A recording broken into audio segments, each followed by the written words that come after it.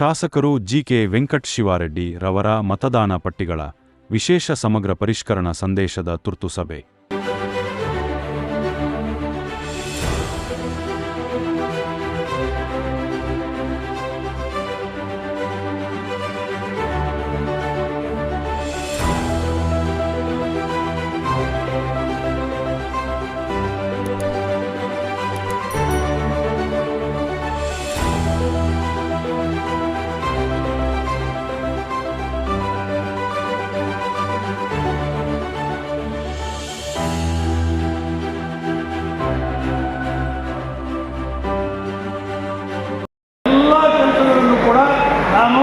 ಎಲ್ಲರೂ ಕೂಡ ಒಟ್ಟು ನಮ್ಮ ಕಾರ್ಯಕರ್ತರನ್ನ ನಮ್ಮ ಮುಖಂಡರನ್ನ ಇವತ್ತು ಅವ್ರಿಗೆ ನಾವು ತಾಯಿ ಕಲ್ಪ ಕೊಡಬೇಕಂತೆ ಅದಕ್ಕೋಸ್ಕರ ಮಾಡಿಕೊಡ್ತಾರೆ.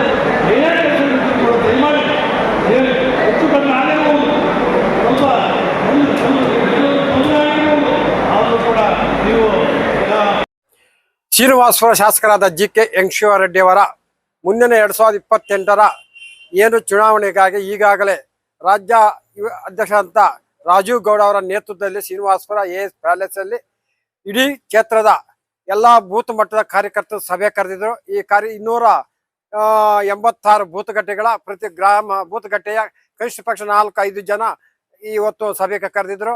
ಈ ಸಭೆಯ ಮುಖ್ಯ ಉದ್ದೇಶ ಏನಪ್ಪಾ ಅಂದ್ರೆ, ಪ್ರತಿ ಮತಗಟ್ಟೆಯಲ್ಲಿ ನಕಲಿ ಮತದಾನದಲ್ಲಿ BLOಗಳು ಮತ ವೋಟರ್ಸ್ ತೆಗೆದಾಕಿರೋದು ಎಲ್ಲ ಈ BLOಗಳ ಮಾಡುವಂತ ಕೆಲಸಕ್ಕೆ ಆ ಗ್ರಾಮದಲ್ಲಿನ ಏಜೆಂಟರು ಪ್ರಮುಖವಾಗಿ ಪರಿಷ್ಕರಣೆ ಮಾಡಿ ಮತದಾರ ಯಾರು ಊರಲ್ಲಿ ಇದ್ದಾರಾ ಇಲ್ವಾ, ಇವ್ರು ತೀರೋಗಿದ್ದಾರಾ ಅನ್ನೋ ನಕಲಿ ಮತಗಳು ಸೇರಿಸೋದಾಗ್ಲಿ ಅನೇಕ ಬಗ್ಗೆ ಇವತ್ತು AS ಪ್ಯಾಲೇಸ್ ಶ್ರೀನಿವಾಸಪುರ ಒಂದು ಸಭಾಂಗಣ ಹಮ್ಮಿಕೊಳ್ಳಲಾಯಿತು. ಇದಕ್ಕೆ ರಾಜ್ಯದ ರಾಜೀವ್ ಗೌಡ JDSನ ವರಿಷ್ಠ ಅವರು ಬಂದಿದ್ರು ಮತ್ತು ತುಪ್ಪಲ್ಲಿ ನಾಣಸ್ವಾಮಿ ಅಂದ್ರೆ ಮಾಜಿ ಜಿಲ್ಲಾ ಪಂಚಾಯತಿ ಅಧ್ಯಕ್ಷರಾಗಿದ್ದರು ಮತ್ತು ಇತರೆ ಜಿಲ್ಲೆಯ ಕ್ಷೇತ್ರ ಎಲ್ಲ ಜಿಲ್ಲಾ ಪಂಚಾಯತ್ ತಾಲೂಕ್ ಪಂಚಾಯತಿ ಎಲ್ಲ ಕಾರ್ಯಕರ್ತರು ಭಾಗವಹಿಸಿದ. ಸುಮಾರು ಈ ಒಂದು ಕಾರ್ಯಕ್ರಮದಲ್ಲಿ ಮುಂದಿನ 28ಕ್ಕೆ ಪ್ರತಿ ಮತ ಬೂತ್ನಲ್ಲಿ ಕನಿಷ್ಠ ಪಕ್ಷ 500 ಮತದ ವೋಟರ್ಸ್ ಲೀಡ್ ತೆಗೆಯಬೇಕು, ಈಗಲಿಂದ ಹೆಚ್ಚು ಕಾರ್ಯಕರ್ತರು ದುಡಿಬೇಕು ಅನ್ನೋ ಮುಂದಿನ ಮುಖ್ಯಮಂತ್ರಿ ಏನು ಕುಮಾರಸ್ವಾಮಿ ಆಗಬೇಕು. ಈ ಭಾಗದ ಶಾಸಕರಾದಂಥ 40 ವರ್ಷಗಳಿಂದ ಒಬ್ಬ ಮಂತ್ರಿ ಸ್ಥಾನ ಕ್ಯಾಬಿನೆಟ್ ಮಂತ್ರಿ ಆಗಬೇಕು ಅನ್ನೋದ್ರಿಂದ ಪ್ರತಿ ಮತಗಟ್ಟೆ BLOಗಳ ಅಕ್ರಮ ಮಾಡುವುದನ್ನು ಆ ಬೂತ್ ಮಟ್ಟದಲ್ಲಿ ಪ್ರತಿಯೊಬ್ಬ ಏಜೆಂಟರು ಕಡ್ಡಾಯವಾಗಿ ಒಂದು ಪರಿಷ್ಕರಣೆ ಮಾಡಿ ಮುಂದಿನ ಚುನಾವಣೆಗೆ ಸಿದ್ಧರಾಗಬೇಕು ಅನ್ನೋ ಒಂದು ಇವತ್ತು ಸಭೆ ಇಟ್ಕೊಂಡಿದ್ರು. ಈ ಸಭೆಗೆ ಎಲ್ಲರೂ ಇಡೀ ಶ್ರೀನಿವಾಸಪುರ ಎಲ್ಲಾ ಭಾಗದ ಹಳ್ಳಿಗಳ ಜನ ಬಂದು ಭಾಗವಹಿಸಿದ್ದಾರೆ ಸರ್.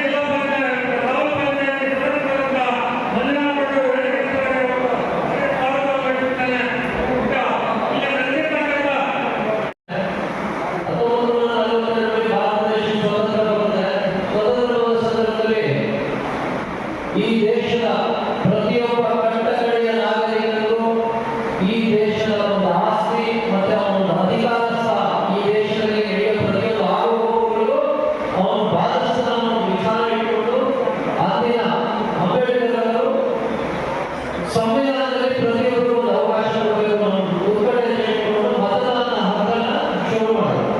ಅವತ್ತು ಬ್ರಿಟಿಷರ ಕಾಲದಲ್ಲಿ 25 ಎಕರೆ ಜಮೀನಿನವರು ಯಾರು 2 ಡಿಗ್ರಿ ಮಾಡಿರ್ತಾರೋ ಅವರು ಮಾತ್ರ ಮತದಾನ ಹಕ್ಕನ್ನು ಶುರು ಮಾಡಿದರು. ಅವತ್ತಿನ ಕಾಲಕ್ಕೆ ಈ ದೇಶದಲ್ಲಿ ಸಾಕಷ್ಟು ರಾಜ್ಯರು ಆಡಳಿತ ಮಾಡಿದ್ರು. ಆ ಸಂದರ್ಭದಲ್ಲಿ ನಮ್ಮ ಮೈಸೂರು ಮಹಾಸಂಸ್ಥಾನದ ನಾಲ್ವಡಿ ಕೃಷ್ಣರಾಜ ಒಡೆಯರವರು ನಾವು ಸರ್ಕಾರದ ಒಂದು ಭಾಗವಾಗಿರೋಣ, ಸರ್ಕಾರದ ಜೊತೆಗೆ ಜನಗಳ ಸೇರಿಸಿಕೊಳ್ಳುವ ಉತ್ಪನ್ನಗಳು ಸಾಕಷ್ಟು ಬದಲಾವಣೆಗಳನ್ನು ಕ್ರಾಂತಿಕಾರಿ ಬದಲಾವಣೆಗಳನ್ನು ಇಟ್ಕೊಂಡು ಆ ಸಂದರ್ಭದಲ್ಲಿ MLC ದಯವಿಟ್ಟು ಎಲ್ಲ ಮಾತು ನನಗೆ ಈಸಿ ಆಗುತ್ತೆ.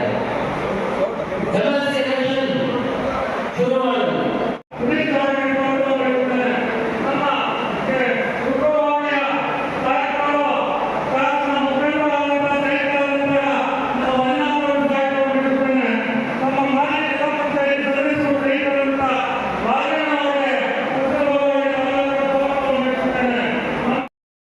ಡಿಸ್ಟ್ರಿಕ್ಟ್ ಅಲ್ಲಿ ಈಗ ಬಿಟ್ಕೊಟ್ಟಿದ್ದಾರೆ. ಎಕ್ಸಾಂಪಲ್ ಬಿಜೆಪಿ ಕೇಳಿ, ಗೆಲ್ಲೋ ಕುದುರೆಗಳನ್ನ ಯಾರು ಕಟ್ಟಾಕಕ್ಕೆ ಇಷ್ಟಪಡಲ್ಲ. ಕಟ್ಟಾಕೋ ತಾಕತ್ತು ಯಾರಿಗೂ ಇರಲ್ಲ. 95,000 ಲೀಡ್ ತಗೊಂಡು ಗೆದ್ದಿರೋಂಥ ವ್ಯಕ್ತಿನ ನೀವು ಬಡ್ಡಿಗೆ ಸೇರಿಸ್ಬೇಕು ಅಂದರೆ ನನಗೆ ಬರ್ತಾ ಇರೋ ಯೋಚನೆ ಬೇರೆ ರೀತಿ ನಿಮ್ಮ ಬಗ್ಗೆ ಯೋಚನೆ ಬರ್ತಾ ಇದೆ. ಈ ಥರ ಪ್ರಶ್ನೆಗಳು ಯಾಕೆ ಬರ್ತವೆ ಅಂತ ಅಲ್ಲ, ಇರೋದು ಹೇಳ್ತಾ ಇದೀವಿ. ಅಲ್ಲ, ಇರೋದೇನಿಲ್ಲ ಇಲ್ಲಿ. ಯಾಕೆಂದರೆ ಗೆದ್ದಿರೋಂಥ ಕ್ಯಾಂಡಿಡೇಟ್ ಇದ್ದಾರೆ. ಈ ಬಾರಿ ನಾವು BJPಯಿಂದ ಕೇಂದ್ರದಿಂದ ನಾವು ಕೇಳಿದಾಗ MP ಗೆ ನಮಗೆ 4 ಸೀಟ್ಗಳನ್ನ ಕೊಡಬೇಕಾಗಿತ್ತು. ಕಳೆದ ಬಾರಿ ನಾವು ಗೆದ್ದಿದ್ದು 1 ಸೀಟು. ಹಾಗಾಗಿ ನಾವು ಮೈತ್ರಿ ಮಾಡ್ಕೊಂಡಾಗ ಕೊಡಲೇಬೇಕಾಗುತ್ತೆ. ಗೆದ್ದಿರೋಂಥ ಸೀಟ್ಗಳನ್ನ ಬಿಟ್ಕೊಡೋವಂಥ ಉದಾಹರಣೆಗಳು ಜಗತ್ತಿನಲ್ಲಿ ಎಲ್ಲೂ ಇಲ್ಲ. 5,000ಕ್ಕೂ ಹೆಚ್ಚಿನ ಮತನ ಕೊಟ್ಟು ಗ್ಯಾರಂಟಿ ಅನ್ನೋ ಅಬ್ಬರದ ನಡುವೆನೂ ಹೆಚ್ಚಿನ ಓಟ್ ಕೊಟ್ಟು ಶ್ರೀನಿವಾಸಪುರದ ಜನ ಶಾಸಕರನ್ನ ಗೆಲ್ಲಿಸಿದ್ದಾರೆ ಶಿವಾರೆಡ್ಡಿ ಅವ್ರನ್ನ. ಮುಂದಿನ ಬಾರಿ 40,000ಕ್ಕೂ ಹೆಚ್ಚಿನ ಲೀಡ್ ಕೊಟ್ಟು ಅವ್ರನ್ನ ಗೆಲ್ಲಿಸ್ತಾರೆ ಅನ್ನೋದಕ್ಕೆ ಇವತ್ತಿನ ಕಾರ್ಯಕ್ರಮನೇ ಸಾಕ್ಷಿ. ಸುಮಾರು ನಾವು BL2 ಕಾರ್ಯಾಗಾರನ ಹಮ್ಮಿಕೊಂಡಿದ್ದು ಹೆಚ್ಚಿನ ಸಂಖ್ಯೆಯಲ್ಲಿ ಶಿಸ್ತಾಗಿ ಕೂತು ಕಾರ್ಯಾಗಾರನ ಯಶಸ್ವಿಯಾಗಿ ನಡೆಸಿಕೊಟ್ಟಿದ್ದಾರೆ. ಮುಂದಿನ ಬಾರಿ 40,000ಕ್ಕೂ ಹೆಚ್ಚು ಲೀಡನ್ನು ತರ್ತಾರೆ ಅನ್ನೋ ಒಂದು ಆಶಾಭಾವನೆಯನ್ನು ಈ ಕಾರ್ಯಕ್ರಮದಲ್ಲೇ ಮೂಡಿಸಿದ್ದಾರೆ. ಅವ್ರಿಗೆಲ್ಲರಿಗೂ ಒಳ್ಳೆಯದಾಗಲಿ. JDS ಪಕ್ಷ ಮುಂದಿನ ದಿನಗಳಲ್ಲಿ ಕುಮಾರಣ್ಣವ್ರನ್ನ ಮುಖ್ಯಮಂತ್ರಿ ಮಾಡಬೇಕು ಅಂತ ಹೊರಟಿದೆ. ಅದು ಸಕ್ಸಸ್ ಖಂಡಿತ ಆಗುತ್ತೆ. ಈ ಭಾಗದಿಂದ ವೆಂಕಟ ಶಿವಾರೆಡ್ಡಿ ಅವರು ಸಚಿವರಾಗುವ ಎಲ್ಲ ಲಕ್ಷಣಗಳು ಗೋಚರಿಸ್ತಾರೆ. ಮೈತ್ರಿಯಲ್ಲಿ ಇದ್ದೀರಾ ಈಗ. ನೆಕ್ಸ್ಟು ಅಕಸ್ಮಾತ್ ಏನಾದ್ರು ಬೇರೆಯವರು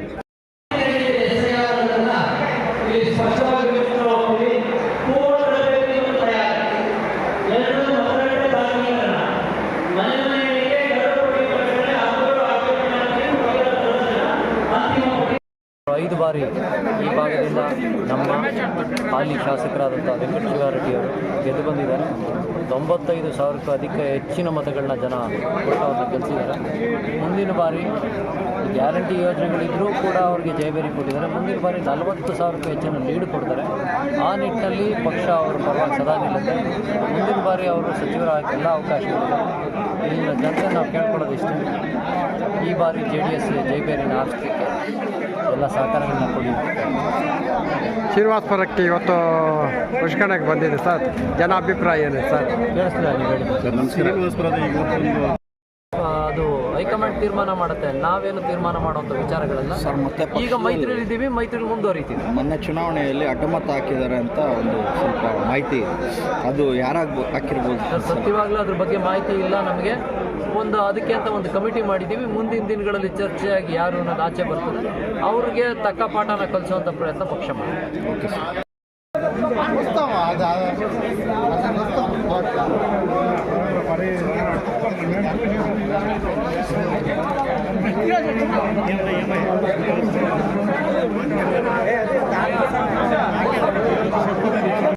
ಕಾರ್ಯಾಗಾರಕ್ಕೆ ಪ್ರತಿ ಬೂತ್ನಿಂದಲೂ ನಮ್ಮ ಕಾರ್ಯಕರ್ತರನ್ನ BL2 ಮಾಡಿ ಇವತ್ತು ಕಾರ್ಯಕ್ರಮಕ್ಕೆ ಕರೆದಿದ್ದಾರೆ ಶಾಸಕರು. ಶಾಸಕರ ಮಾತಿನಗೆ ಗೌರವ ಕೊಟ್ಟು ಮತ್ತು ಶಾಸಕರ ಮೇಲಿರೋ ಅಭಿಮಾನಕ್ಕೆ ಕಾರ್ಯಕರ್ತರು ಹೆಚ್ಚಿನ ರೀತಿಯಲ್ಲಿ ಸೇರಿಕೊಂಡು ಅವ್ರ ಜೊತೆ ಕೆಲಸ ಮಾಡ್ತಾ ಇದ್ದಾರೆ. ಮತ್ತೊಮ್ಮೆ ಅವ್ರನ್ನ ಶಾಸಕರನ್ನಾಗಿ ಸಚಿವರನ್ನ ಹಾಕಿಸೋ ಒಂದು ಉತ್ಕಟ ಹೆಚ್ಚಲ್ಲಿ ಯುವ ಕಾರ್ಯಕರ್ತರು ಕೆಲಸಕ್ಕೆ ಹಿಡಿದಿದ್ದಾರೆ. ಅವ್ರಿಗೆಲ್ಲರಿಗೂ ಒಳ್ಳೆಯದಾಗಿದೆ.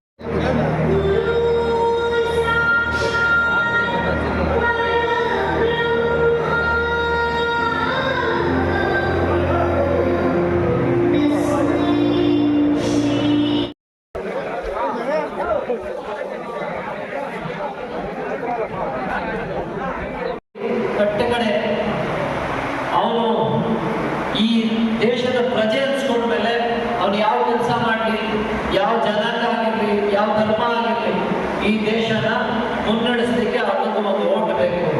ಅನ್ನೋ ಒಂದು ಉತ್ಕಂಠೆ